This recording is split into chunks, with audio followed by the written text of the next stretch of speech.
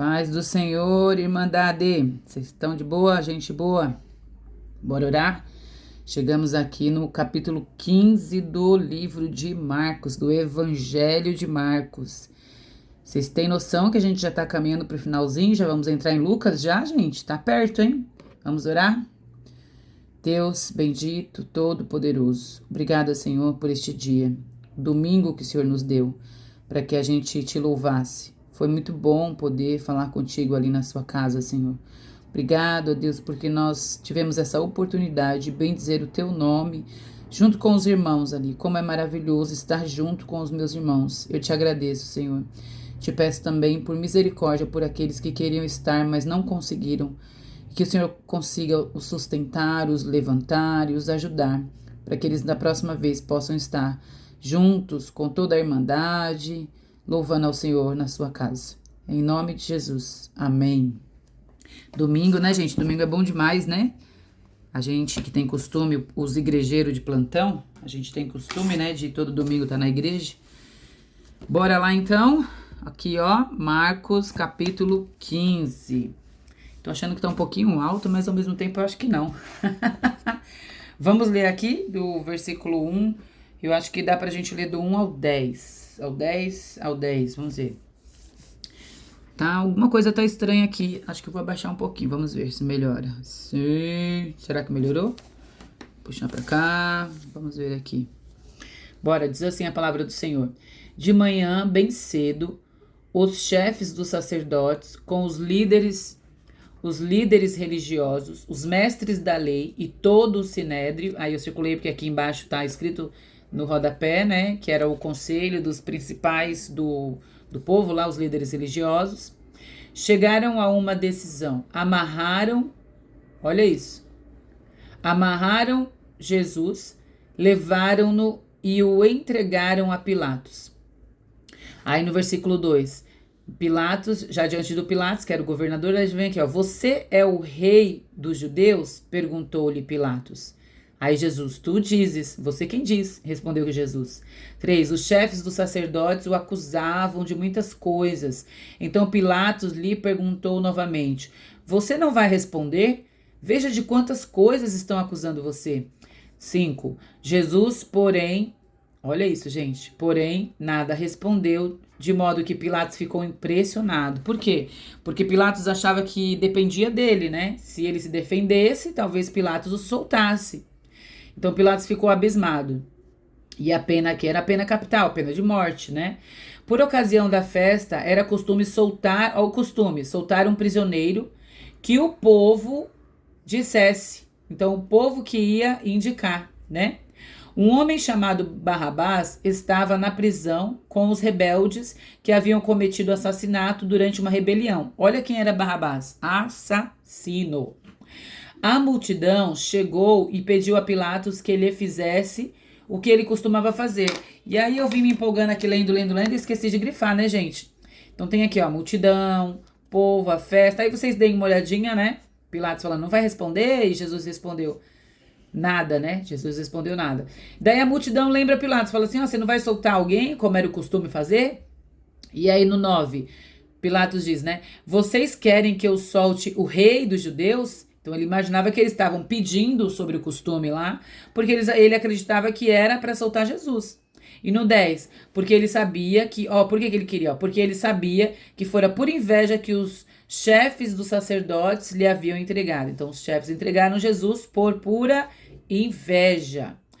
E aí entregaram Jesus. No entanto, os chefes dos sacerdotes incitaram a multidão para pedir que Pilatos, ao contrário, soltasse Barrabás. No 12. Aí ele vem perguntando pro povo, vocês querem que eu solte o rei dos judeus? E o povo, crucificam. Ele perguntou de novo, e o que eu faço com ele? Crucificam. E aí no 15, desejando agradar a multidão, olha o que está acontecendo aqui. Pilatos soltou-lhes Barrabás, mandou açoitar Jesus e o entregou para ser crucificado. Eita, eu empurrei, ficou bem no finalzinho, né? Gente, eu sabia que tinha uma coisa torta, mas estava muito torto. Aí, eu ainda vou descobrir o que eu deixei errado aqui. Tem alguma coisa torta. Ah, é o cabinho, mas não dá pra arrumar agora não, gente. Bora. No versículo 1, no versículo, deixa eu subir, dá pra ver, tá vendo agora?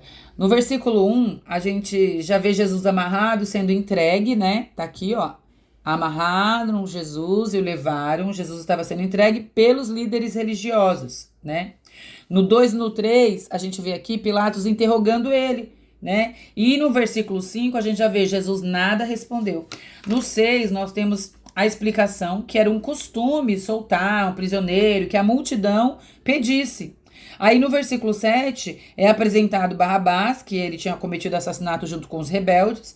No 8, a gente precisa notar que a multidão é que pede, lembra, né, para Pilatos, para o governador, e fala assim, ó, tem um costume, você não vai fazer, a gente quer que solte um. Gente, que absurdo, né?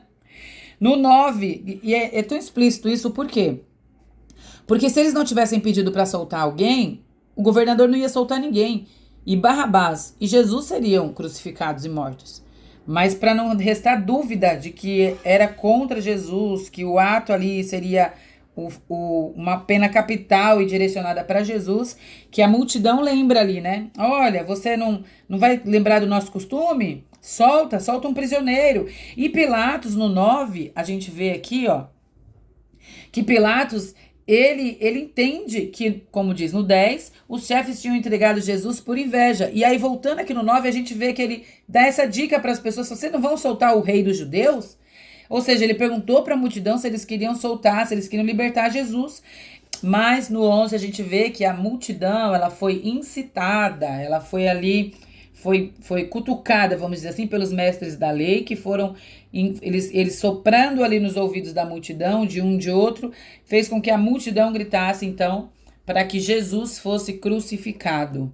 E aí Pilatos, né, ele não mandou, isso que chama atenção, né, ele não mandou crucificar Jesus para agradar os líderes religiosos. Ele mandou crucificar Jesus porque ele temia a multidão. Fica claro aqui que isso aconteceu não somente para satisfazer os líderes religiosos, mas isso aconteceu por causa também da multidão. Não só, né? Jesus foi morto por todo o contexto que nós já sabemos, em decorrência de tudo. Mas aqui fica claro o papel da multidão. Então, gente, a gente precisa tomar cuidado. Nós precisamos tomar cuidado para não sermos contados entre a multidão. Nós precisamos pensar por nós mesmos, principalmente quando se trata das coisas do céu. Nós não podemos nos deixar levar por movimentos, por modinhas. Cuidado com modinhas. Cuidado, a gente tem que tomar cuidado. E o que eu peço sempre, misericórdia, porque os outros não façam a nossa cabeça, para que a gente saiba por nós mesmos. É por isso que nós estamos lendo a Bíblia, para não ser levados por qualquer ventinho de confusão, de historinha mirabolante, de lobo em pele de cordeiro, como a gente já viu, né? Do versículo 16 até aqui no 20, a gente vê os soldados zombando, né, escarnecendo de Jesus, pegam um manto, mostrando como se ele fosse rei, coloca a coroa. Eles batiam, gente, olha, o negócio foi muito sério, né? Olha aqui, ó. Eles batiam, eles cuspiam em Jesus, zombavam dele. Olha que coisa. E em seguida o levaram para fora a fim de crucificá-lo. Aí a gente vê isso também aqui no 21 em diante, aí a gente já vê aqui a crucificação. Só que aqui, esse do 21 ao 23, eu chamo de o caminho da cruz. Porque um homem, né, esse homem aqui, ó, ele foi obrigado, forçado, tá vendo? A carregar a cruz, né? Esse Simão de Cirene aqui, ó. Um homem de Cirene, Simão, tá vendo?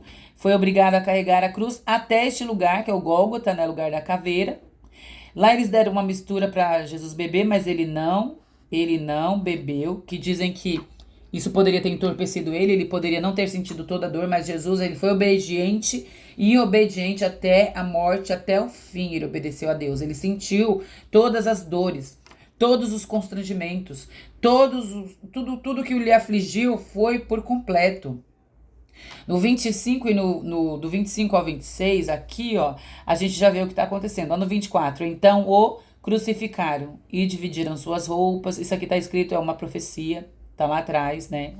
Aí no 25, ó, eram 9 horas da manhã quando o crucificaram.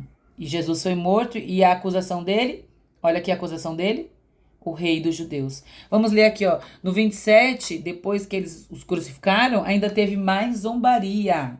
Do 27 ao 32, surgem aqui mais zombarias. Até aqui, ó, no finalzinho, tá vendo, ó? Eles passaram por ele. Salve, ó.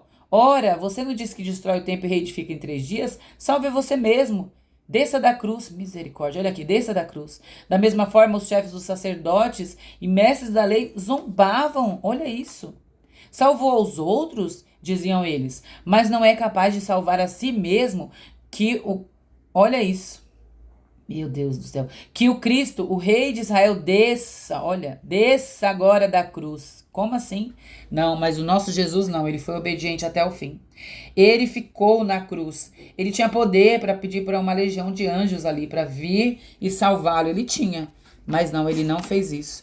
Vamos ler a continuidade aqui para a gente ver o que aconteceu? Olha aqui, ó, a morte de Jesus. Daí aqui a gente vê, 3 horas da tarde, ele bradou em alta voz, Eloi, Eloi, lama, ou lema, né, como tá aqui, sabactani, que quer dizer, que significa, meu Deus, por que me desamparaste? Tem a referência aqui da letrinha, e aí eu vou aqui pro final, ó, que ela fala em Salmos. Gente, tá igualzinho lá, ele estava citando Salmos. Tá igualzinho está lá no Antigo Testamento, depois vocês leiam. Vamos ler aqui do 37 até o 39, aqui um pouquinho mais. Aqui, ó. Do 37 até o 30... Tá um pouquinho torto ainda.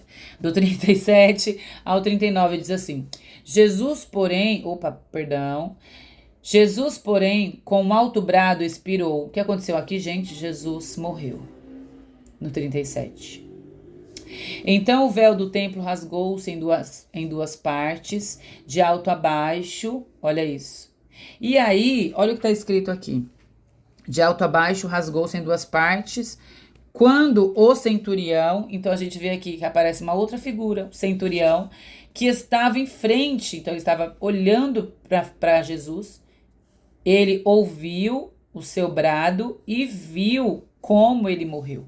Ele ouviu o seu brado e viu como ele morreu. E aí ele diz: verdadeiramente este homem era o Filho de Deus, meu Pai eterno. Meu Pai eterno. Este homem teve esse entendimento de que Jesus era o Filho de Deus. Se vocês observarem, o texto ele vinha antes, eu até fui grifando aqui de laranja pra gente ver, olha só. Aí aqui tá falando, tá vendo? Rei, aqui ó, rei, aqui ó, rei. E aqui era Herodes, os líderes, o povo, olha aqui ó. Aqui indicando também a púrpura, a coroa, rei, rei. E aqui continua, ó, rei e rei. Você tá vendo? Aqui, quantas vezes eles vinham falando, né? O rei dos judeus, o rei dos judeus. Gente, no versículo 2, no versículo 9, no versículo 12, no 17, no 18, no 26, no 32, eles falavam de Jesus como rei, mas era com zombaria. Mas Jesus permaneceu firme mesmo diante disso, da zombaria deles, né? Ali estavam os líderes religiosos, governador, que a gente viu, o povo, a multidão, os soldados, e somente uma figura que merece destaque. Uma figura, que é esse aqui, ó, o centurião. Por quê? Porque esse homem aqui, ele viu Jesus. Por quê? Ele viu Jesus como o Filho de Deus. Só que vocês pararam para pensar que ele viu Jesus morrer? Só que tá escrito assim, olha o que tá escrito, o centurião, ó, ele ouviu o brado de Jesus e ele viu como Jesus morreu. Significa que ele ouviu Jesus e ele viu como, ou seja, ele ouviu a voz de Jesus. E ele percebeu nos atos de Jesus. Ele percebeu o Filho de Deus. Isso naquele momento revelou para ele que verdadeiramente Jesus era o Filho de Deus.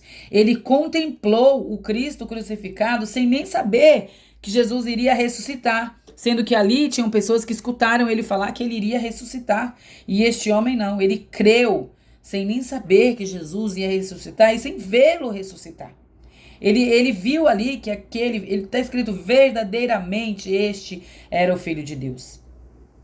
E a aplicação prática para nós é que nós não sejamos aqueles que só leem, que só conhecem histórias, que nós sejamos aqueles que estão além dos que leem, além daqueles que conhecem e contam histórias sobre Jesus, que sejamos aqueles que contemplam verdadeiramente o Cristo, o Filho de Deus, o servo sofredor, mas o Cristo ressurreto, que por amor foi até a morte e morte de humilhação na cruz por todos nós, para nos salvar. Por isso que ele deu a vida. Ele deu a vida, ele a entregou para nos ligar a Deus. E assim nós estamos, de fato, ligados ao Todo-Poderoso pelo sacrifício de Jesus. Assim seja, Senhor.